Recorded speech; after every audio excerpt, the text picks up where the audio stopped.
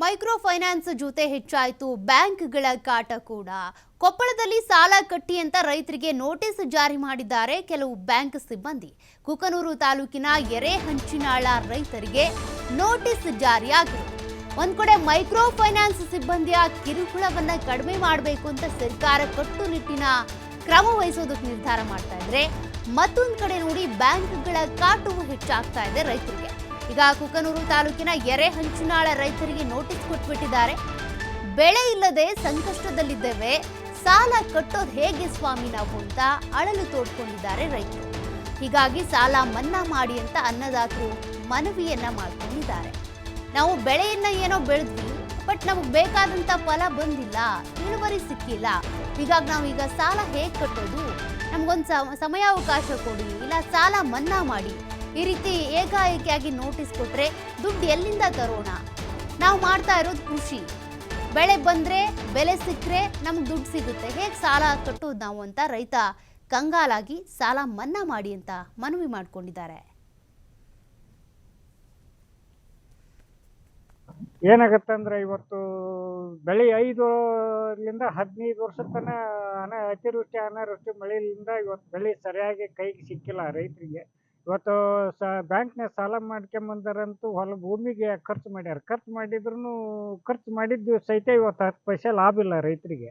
ಅಂತ ಇದ್ರ ಸಂದರ್ಭದೊಳಗೆ ರಾಷ್ಟ್ರೀಕೃತ ಬ್ಯಾಂಕ್ನವ್ರು ಕೋರ್ಟ್ಲಿಂದ ನೋಟಿಸ್ ಕಳ್ಸಾಕತ್ಯಾರ. ಅವ್ರಿಗೆ ಎಲ್ಲರೂ ನೋಟಿಸ್ ಕಳ್ಸಾಕತ್ಯಾರ. ಅವ್ರು ಕಟ್ಟಂದ್ರೆ ಈ ಸಾಲ ಎಲ್ಲಿಂದ ಕಟ್ಟಬೇಕು? ಅವ್ರಿಗೆ ಕೆಲವೊಬ್ರು ಬ್ಯಾಂಕ್ನವ್ರು ಏನಕ್ಕತ್ತೆ ಕಿರ್ಕಳು ಕೊಡೋಕ್ಕದು, ಇಲ್ಲ ನೀವು ಇದು ಮಾಡಲಿಲ್ಲ ಅಂದ್ರೆ ನಾವು ನಿಮ್ಮನ್ನು ಹೊರಗೆ ಹಾಕ್ತೀವಿ, ಜಪ್ತಿ ಮಾಡ್ತೀವಿ ಅಂತ ಈ ರೀತಿ ಒಂದು ಶಬ್ದ ಬಳಸಾಕತ್ಯಾರ. ಕೂಡಲೇ ಇವತ್ತು ಸರ್ಕಾರ ಅವತ್ತು ಸಾಲ ಮನ್ನಾ ಮಾಡಬೇಕು, 2 ಲಕ್ಷವರೆಗೆ ಆದ್ರೂ ಬಡ್ಡಿ ರಹಿತವಾಗಿ ಸಾಲ ಮನ್ನಾ ಮಾಡ್ಬೇಕಂತೇಳಿ ಕೇಂದ್ರ ಸರ್ಕಾರಕ್ಕೆ ರಾಜ್ಯ ಸರ್ಕಾರಕ್ಕೆ ಮನವಿ ಸಲ್ಲಿಸಿವಿ. ನಾನು ಮೊನ್ನೆ ಋಣ ಕಾರ್ಯಕ್ರಮಕ್ಕೆ ಇವತ್ತು ಮುಖ್ಯಮಂತ್ರಿ ಬಂದಾಗ ಅವಾಗ ಸತ್ಯ ನಾನು ಮನವಿ ಸಲ್ಲಿಸೀನಿ, ಸ್ಥಳೀಯ ಶಾಸಕರಿಗೆ ಮನವಿ ಸಲ್ಲಿಸೀನಿ. ಇವತ್ತು ಎಲ್ಲ ಇದು ಅಧಿಕಾರಿಗಳಿಗೆ ಎಲ್ಲರಿಗೆ ನಾನು ಮನವಿ ಸಲ್ಲಿಸಿದ್ರು ಇಲ್ಲಿವರೆಗೆ ಆದರೂ ಸಾಲ ಮನ್ನಾ ಮಾಡೋಕ್ಕೆ ತಯಾರಿಲ್ಲ. ಇವತ್ತು 108 ಯೋಜನೆ ಇವತ್ತು ರಾಜ್ಯ ಸರ್ಕಾರ ಮಾಡಿದ್ರು. ಇವತ್ತು ಇವತ್ತು ಯೋಜನೆ ಒಳಗೆ ಎಲ್ಲ ರೈತರು ಸಾಲ ಮನ್ನಾ ಮಾಡಿದರೆ ಭಾಳ ಅನುಕೂಲ ಆಗುತ್ತಂತ ಅಂದು ನಾನು ಈ ಮೂಲಕ ಕೇಳ್ಕೋಬೇಕಾಗುತ್ತ. ಏನಾಗತ್ತಂದ್ರೆ ಇವತ್ತು ಅಲ್ರಿ ಬ್ಯಾಂಕ್ನವರು ನೋಟಿಸ್ ಕಳ್ಸಕತ್ತಾರೆ ಮನೆಗೆ. ನಮ್ಗೆ ದುಡ್ಡು ಇಲ್ಲಿ ಕಟ್ಟಕ, ಹೊಲದಾಗ ಬೆಳೆಯಿಲ್ಲ, ಎಕ್ರ್ಯಾಕ ಒಂದು ಪಾಕೆಟ್ ಎಕ್ರೆಗೆ ಒಂದು ಪಾಕೆಟ್ ಕಡ್ಲೆಗ್ಯಾವು. 10 ಎಕರೆ ಬಿತ್ತಿದ್ರೆ 10 ಚೀಲ ಇಲ್ಲ. ಎಲ್ಲಿ ಕಟ್ಬೇಕು ನಾವು ರೊಕ್ಕನ? ಬ್ಯಾಂಕ್ನವ್ರು ನೋಟಿಸ್ ಕಳ್ಸಕತ್ತಿದ್ರೆ ನಾವು ರೊಕ್ಕ ಎಲ್ಲಿ ಕಟ್ಬೇಕು ಅವ್ರಿಗೆ?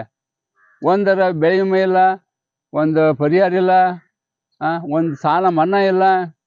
ರೈತರು ಹೆಂಗೆ ಬದುಕ್ಬೇಕು? ಹೀಗಾದ್ರೆ ರೈತರ ಮೇಲೆ ಸ್ವಲ್ಪ ಇಲ್ಲ. ಗೃಹಲಕ್ಷ್ಮಿ ರೊಕ್ಕ ಬರ್ತಾ ಅದು ಬಂದದ್ದು ಅವರ ಮುರ್ಕಂತಾರೆ. ಅದನ್ನು ಹೆಂಗೆ ಮಾಡ್ಬೇಕು?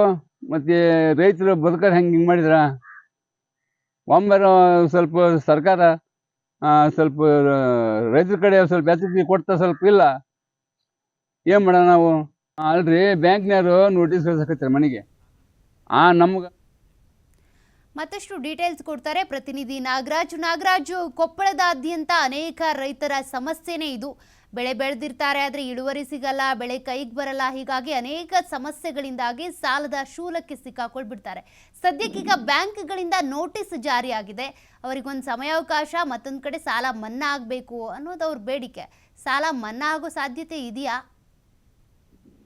ಸೌಖ್ಯ ಏನಂತಂದ್ರೆ, ಈಗ ರಾಜ್ಯದಂತ ಮೈಕ್ರೋ ಫೈನಾನ್ಸ್ ಗಳ ಹಾವಳಿಯಿಂದಾಗಿ ಅದೆಷ್ಟೋ ಜನರು ಕೂಡ ಬಲಿಯಾಗಿರೋದು ನಾವು ಕಂಡಿದ್ದೀವಿ. ಆದ್ರೆ ಇದೀಗ ಅದರ ಜೊತೆಗೆ ಇದೀಗ ರೈತರಿಗೆ ಸಂಕಷ್ಟ ಎದುರಾಗಿರೋದು. ಕಾರಣ ಅಂತಂದ್ರೆ ಏನ್ ಈಗ ಜನವರಿ ಫೆಬ್ರವರಿ ವೇಳೆಯಲ್ಲಿ ಬೆಳೆ ಸಾಲ ಅಂತೇಳಿ ರೈತರು ಅಂದ್ರೆ ಬ್ಯಾಂಕಿನ ರಾಷ್ಟ್ರೀಕೃತ ಬ್ಯಾಂಕ್ ಇರ್ಬೋದು ಮತ್ತು ಕೆಲವೊಂದಿಷ್ಟು ಸಹಕಾರಿ ಬ್ಯಾಂಕ್ಗಳಲ್ಲಿ ಬೆಳೆ ಸಾಲ ಪಡೆದಿರ್ತಾರೆ. ಅದನ್ನ ತದನಂತರ 1 ವರ್ಷ ಆದ ನಂತರ ಬಡ್ಡಿ ಸಮೇತ ಆ ಸಾಲವನ್ನ ಮರುಪಾವತಿ ಮಾಡ್ಬೇಕು, ಅದ್ರ ಜೊತೆಗೆ ನವೀಕರಣ ಮಾಡಿಸ್ಬೇಕು. ಇದೀಗ ಏನಂತಂದ್ರೆ ಬಹಳಷ್ಟು ರೈತರಿಗೆ ಏನಂತಂದ್ರೆ ಸಾಲವನ್ನ ಮರುಪಾವತಿಸಿ ಅಂತೇಳಿ ಅದ್ರ ಜೊತೆಗೆ ನವೀಕರಣ ಮಾಡಿ ಅಂತಂದ್ರೆ ಏನ್ ಸಾಲ ತಗೊಂಡಿರ್ತಾರೆ ಅಂದ್ರೆ 2 ಲಕ್ಷ ಅಥವಾ 3 ಲಕ್ಷ ಸಾಲ ರಾಷ್ಟ್ರೀಕೃತ ಬ್ಯಾಂಕ್ ತಗೊಂಡಿರ್ತಾರೆ, ಅದನ್ನ ಮತ್ತೆ ಏನಂದ್ರೆ ಮರಳಿ ಅದೇ ಬ್ಯಾಂಕಿಗೆ ಕಟ್ಟಬೇಕು ಮತ್ತು ತದನಂತರ ರಿನ್ಯೂವಲ್ ಲೋನ್ ಅನ್ನ ಮಾಡಿಸ್ಕೊಳ್ಬೇಕು. ಆದ್ರೆ ಇದೀಗ ಪ್ರತಿಯೊಂದು ರೈತರಿಗೆ ನೋಟಿಸ್ ಹೋಗ್ತದೆ, ನಿಮ್ಮ ಸಾಲವನ್ನ ಮರುಪಾವತಿ ಮಾಡಿ ಇಲ್ಲ ನವೀಕರಣ ಮಾಡಿಸ್ಕೊಳ್ತೇವೆ. ಆದ್ರೆ ಈಗ ಏನಂದ್ರೆ ಕೊಪ್ಪಳ ಜಿಲ್ಲೆಯಲ್ಲಿ ಮಳೆ ಆಶ್ರಿತ ಪ್ರದೇಶ ಆಗಿರೋದ್ರಿಂದ ಬಹಳಷ್ಟು ಏನಂದ್ರೆ ಇಲ್ಲಿ ಮಳೆ ಇಲ್ಲದ ಕಾರಣಾಗಿ ಅಂದ್ರೆ ಬೆಳೆ ಕೂಡ ಕೈ ಸೇರಿಲ್ಲ ರೈತರಿಗೆ ಮತ್ತು ಫಸಲು ಕೂಡ ಕೈ ಸೇರಿಲ್ಲ. ಇದರಿಂದಾಗಿ ಬಹಳಷ್ಟು ರೈತರು ಸಂಕಷ್ಟಕ್ಕೀಡಾಗಿದ್ದಾರೆ. ಅದ್ರ ಜೊತೆಗೆ ಮೈಕ್ರೋ ಫೈನಾನ್ಸ್ ಗಳ ಹಾವಳಿ ಒಂದು ಕಡೆ ಆಗ್ತಂದ್ರೆ, ಇನ್ನೊಂದು ಕಡೆ ರಾಷ್ಟ್ರೀಕೃತ ಬ್ಯಾಂಕ್ಗಳು ಮತ್ತು ಸಹಕಾರಿ ಬ್ಯಾಂಕ್ಗಳು ನೋಟಿಸ್ ಕೊಡ್ತಾ ಇದಾವೆ. ನೋಟಿಸ್ ಕೊಡುವ ಮೂಲಕ ಏನಂತಂದ್ರೆ ರೈತರಿಗೆ ನೀವು ಸಾಲವನ್ನ ಮರುಪಾವತಿ ಮಾಡಿ ಅಂತೇಳಿ ನೋಟಿಸ್ ಕೊಡ್ತಿದ್ದಾರೆ. ಇದು ಬಹಳಷ್ಟು ರೈತರ ಆತಂಕಕ್ಕೆ ಕಾರಣವಾಗಿದ್ದು. ಅದ್ರ ಜೊತೆಗೆ ಇವತ್ತು ರೈತರು ಒಂದು ಆಗ್ರಹ ಪಡಿಸಿದ್ದಾರೆ. ಯಾಕಂದ್ರೆ ಕೆಲವಷ್ಟು ಈಗ ರಾಜ್ಯ ಸರ್ಕಾರ ಒಂದು ಮೈಕ್ರೋ ಫೈನಾನ್ಸ್ ಹಾವಳಿ ತಡೆಗಟ್ಟುವ ನಿಟ್ಟಿನಲ್ಲಿ ಹೊಸ ಸುಗ್ರೀವಾಜ್ಞೆ ತರಲು ಹೊರಟಿದೆ. ಅದ್ರ ಜೊತೆಗೆ ಕೇಂದ್ರ ಸರ್ಕಾರ ಮತ್ತು ರಾಜ್ಯ ಸರ್ಕಾರ ಏನು ಸಾಲವನ್ನ ಅಂದ್ರೆ ರೈತರಿಗೆ ರಾಷ್ಟ್ರೀಕೃತ ಬ್ಯಾಂಕ್ ಇರ್ಬೋದು ಸಹಕಾರ ಸಂಘ ಸಾಲದಲ್ಲಿ ಇರುವಂತ 2 ಲಕ್ಷದವರೆಗೆ ಸಾಲವನ್ನ ಮನ್ನಾ ಮಾಡ್ಬೇಕು. ಅಂದಾಗ ಮಾತ್ರ ನಾವು ರೈತರಿಗೆ ಉಳಿತೀವಿ, ಇಲ್ಲಾಂದ್ರೆ ನಮಗೂ ಕೂಡ ಖಂಡಿತವಲ್ಲೂ ಕೂಡ ಆತ್ಮಹತ್ಯೆ ಮಾಡಿಕೊಳ್ಳುವಂತ ಪರಿಸ್ಥಿತಿ ನಿರ್ಮಾಣ ಆಗುತ್ತೆ ಅಂತೇಳಿ ರೈತರು ಅಳಲು ತೊಳ್ಕೊಂಡಿರೋದು. ಸ್ವತಃ ಏನಾದ್ರು ಕೆಲವಷ್ಟು ರೈತ ಮುಖಂಡರು ಹೊತ್ತು ಸರ್ಕಾರಕ್ಕೆ ಪತ್ರ ಬರೆಯುವ ಮೂಲಕ ಆಗ್ರಹ ಮಾಡಿದ್ದಾರೆ. ಅಂದ್ರೆ 2 ಲಕ್ಷವರೆಗೆ ನಾವು ಸಾಲ ಮನ್ನಾ ಮಾಡಿದ್ರೆ ಖಂಡಿತವಲ್ಲೂ ಕೂಡ ನಾವು ಜೀವನ ಮಾಡಲು ಅವಕಾಶ ಆಗುತ್ತೆ. ಆ ಕಾರಣಕ್ಕಾಗಿ ರಾಜ್ಯ ಸರ್ಕಾರ ಮತ್ತು ಕೇಂದ್ರ ಸರ್ಕಾರ ಎಚ್ಚೆತ್ತುಕೊಂಡು ರೈತರ ಸಾಲವನ್ನ ಮನ್ನಾ ಮಾಡ್ಬೇಕಂತ ಕೇಳ್ಕೊಂಡಿರ್ತದ್ದು. ಆದ್ರೆ ಎಷ್ಟರ ಮಟ್ಟಿಗೆ, ಯಾಕಂದ್ರೆ ಈಗ ಗ್ಯಾರಂಟಿ ಯೋಜನೆಗಳ ಇರೋದ್ರಿಂದ ರಾಜ್ಯ ಸರ್ಕಾರ ಇರ್ಬೋದು ಮತ್ತು ಕೇಂದ್ರ ಸರ್ಕಾರ ಇರ್ಬೋದು ಯಾವ ರೀತಿ ಅಂದ್ರೆ ಸಾಲ ಮನ್ನಾ ಮಾಡುವಂತ ಗೋಜಿಗೆ ಹೋಗುತ್ತೆ ಗೊತ್ತಿಲ್ಲ. ಆದ್ರೆ ರೈತರಿಗೆ ಮಾತ್ರ ಸಂಕಷ್ಟ ಎದುರಾಗಿರುತ್ತೆ. Okay, thank you Nagaraj ಡೀಟೇಲ್ಸ್ಗೆ.